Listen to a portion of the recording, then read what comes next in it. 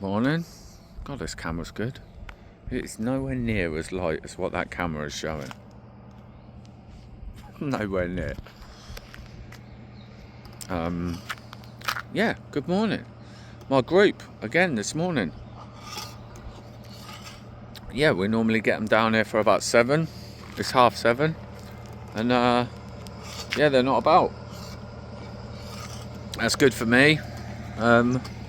Because I've got all the rods set up on the rod rests, the chairs are out, the bait buckets are out, everything's prepped and ready for them to, excuse me, yeah, everything's prepped and ready for them to arrive. And yeah, they don't have to get down there. People that come here on holiday, they don't have to be down there. Like a lot of people, it's a 50-50 thing, especially if they come with their families. You know, the lads normally want to do a bit of fishing and having a few beers in the evening, and the ladies normally want to, I don't know, they go to the market on the Wednesday, go to the restaurants. If you're not into fishing, then this ain't really, it's not, you know, fishing's probably its main type of tourism in Mequinenza, apart from there's a racetrack about 40 kilometres away, and when they have like super bikes and stuff like that, there's a lot of, I don't know, yeah, a lot of traffic, through traffic. Some people stop something to eat, but apart from that, it's the fishermen. The daily tourism, yeah, is the fishermen. And people come here from, yeah, France, Spain, France. People come from all over Spain, Germany. There's a big German like guiding. If you can see over there, the other side of the river there, those two houses. Big German guiding company. They do a lot of like the zander fishing in the boats. They're an absolute pain in my ass. They know full well that you've put kilos and kilos and kilos of bait out here, and they love to troll their lures right over your baits. And when they go over and you're shouting at them, and yeah, and you see them hook a cat on a lure, and you just think, hey, no, I'm not going to say what you think, but yeah.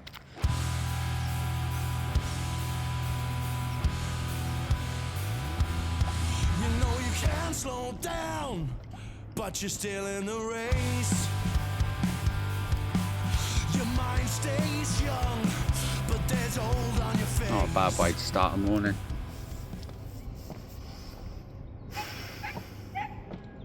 I've got my first war wounds from guiding. Big aggressive, the first aggressive, like really strong aggressive catfish that I've landed.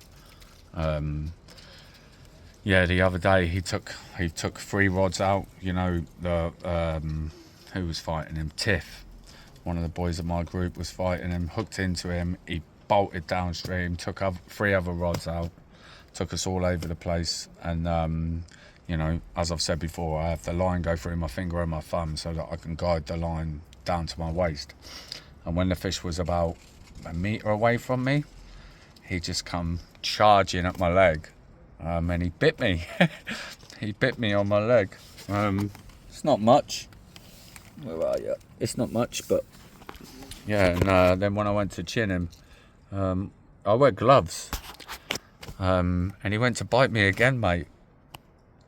Yeah, I thought he just headbutted me or charged me, you know, under the water.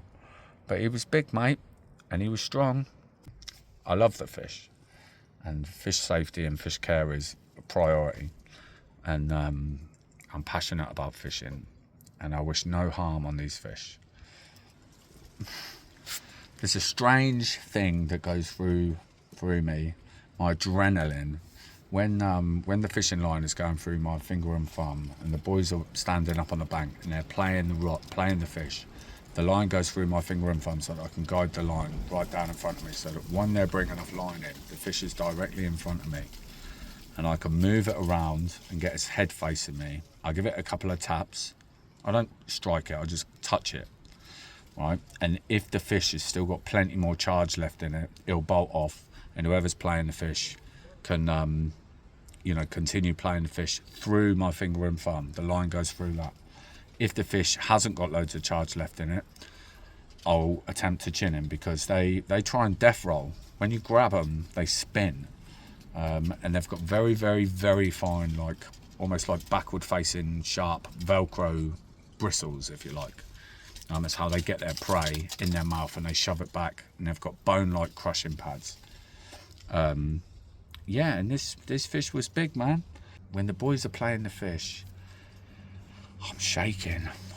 I feel like I'm getting ready for a fight, because I don't know how big the fish is going to be. I don't know how aggressive he's going to be. I don't know if he's going to see my legs and charge at me, bite me, try and knock me over. I don't know if he's going to swing between my legs, and then I'm going to have a 200-pound break and strain bit of braid around my legs, which if the fish goes in between my legs and then back out, you know, it'll cut straight through my leg. It's quite a high like intensity moment, you know. But there's this very, very, very deep, carnal, dominant caveman feeling, you know, when my hand goes in that fish, and I grab him and I lift him out of the water.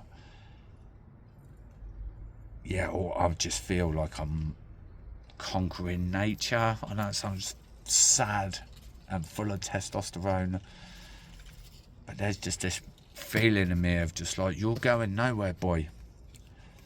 I've got you. You're mine. And he was a big old lump. It was 163 pounds. He was a big old lump. Loving it, mate. I really need a shave, boy. I'm loving it. Let's have a little talk about just general, you know, keeping yourself clean and tidy and getting by on the bank. Let's say laundry, for example. You get yourself a good black bucket, right, that's got a good snap shut lid, fill it full of water, and leave it in the sun for half an hour. The water in there will get to a good 15 to 20 degrees, and you let your clothes soak, right? Then tip that water out, and you put some more water in there, let that warm up, chuck a bit of shower gel, tiny bit shower gel, dishwasher soap, anything, tiny little bit of kitchen cleaner, anything, mate, it doesn't matter. We're not getting ready for a night on the town, we're cleaning our fishing clothes. And then you get yourself here we go, I should have just done a video of me doing this. Get yourself a plunger, cut a load of holes in it, right? Stick that in a plastic bag. You put the bag over the top of the bucket. The plastic bag stops the water from squirting out, and you just plunge for ages, right? And before any of you say it, I'll say it for you. Yes, I have had plenty of practice doing that, so my clothes come out quite nice and clean. And then when they're all bubbly and that, stick them out, mate. It's like 30 degrees out here. It really doesn't take long for them to dry. And like I said, you know, they're not coming up as clean as what they would if your missus or your old dear cleaned them for you. But once you get cat slime all over it, yeah, they get minging, mate, pretty quick. And the wasps love the cat slime. They love it. And you don't want them all over you, because there's plenty of them there as well. No, I keep saying it. I reckon that's time for a trim up, boy. Look at my hair, look. Look how thin I am on top.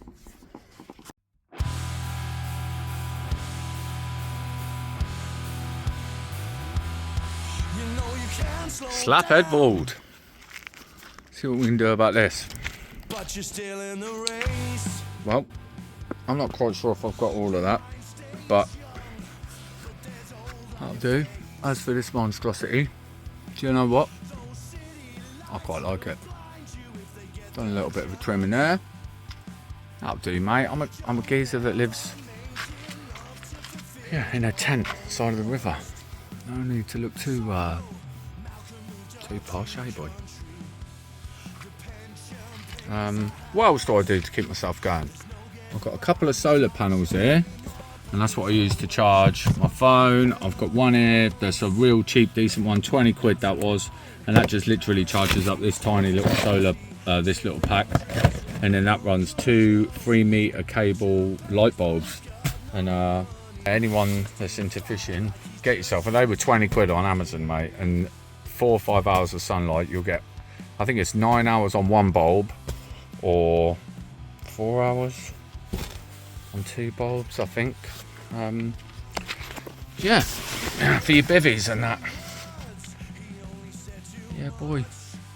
Having a nice chill day today. I've got clients today, but it's their last day, so they're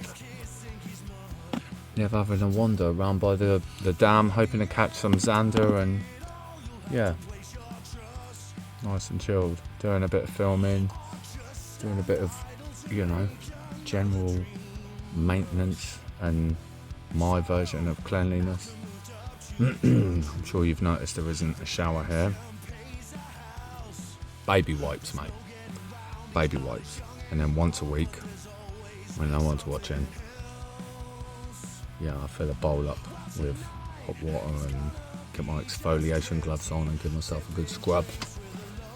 But yeah, it's alright. I've got no misses here, mate. I've got no bird. Yeah, as long as I'm clean, like hygienically, I don't mind a bit of dirt.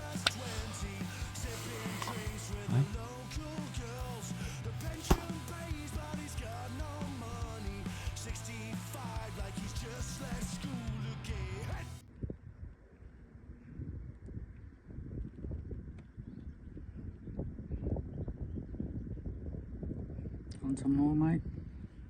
Want some more? Want some water? He's drinking, isn't he? Yeah. Oh, mate, that's so cool. Yeah, it's okay. How cool is that? For a little bat. I think he's injured. We had him drinking some water a little while ago, but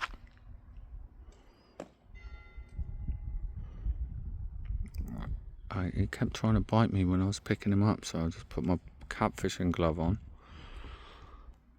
Seems alright.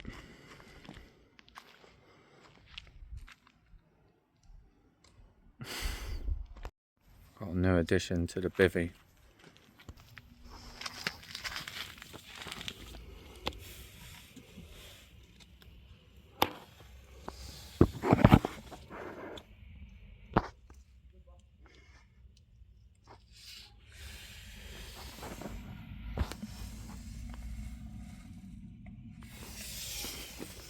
I think he's going to be alright. I'll put some apples in there for him. He's got some water.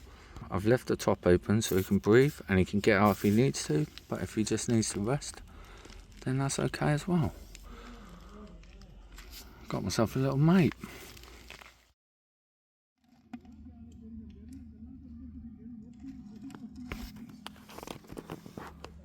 Right, it's been 24 hours since I put the bat in the bucket.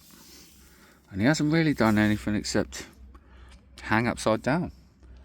He was drinking his water earlier, and I'm pretty sure he was eating some of that apple earlier. Maybe he was just sucking the water out of it, but I don't really know what to do with him, mate. I don't know what to do with him. He's free to go whenever he wants, but it's pretty cool. I like just sitting and looking at him, but every time someone walks past, I ask them if they know anything about bats and what I should do with him. And quite a few people have said you should kill him because bats have rabies. Oh, look, he's on the move, mate. Oh, it's too bright for him. It's too bright for him. I'll cover him back up. Oh, sorry, mate. I'll cover him back up. He's a lazy bugger. Yeah, because they have rabies. I had him sleeping next to my head last night with the lid off the bucket so he could get out if he wanted to. And everyone's just been like, yeah, kill it. Kill it because they have rabies. Even the squirrels here, people are scared of them because they have rabies. Hey, the humble, beautiful squirrel apparently can kill you. So, I don't know, I respect what they're saying, but I'm not going to kill him. I'll pop him in the trees or something tonight, maybe. That's it for this one. It's Sunday. The clients from last week are flying home. I've got new clients arriving soon. They might come down for a walk down on the river. They normally do. Yeah. See you on the next one, mate.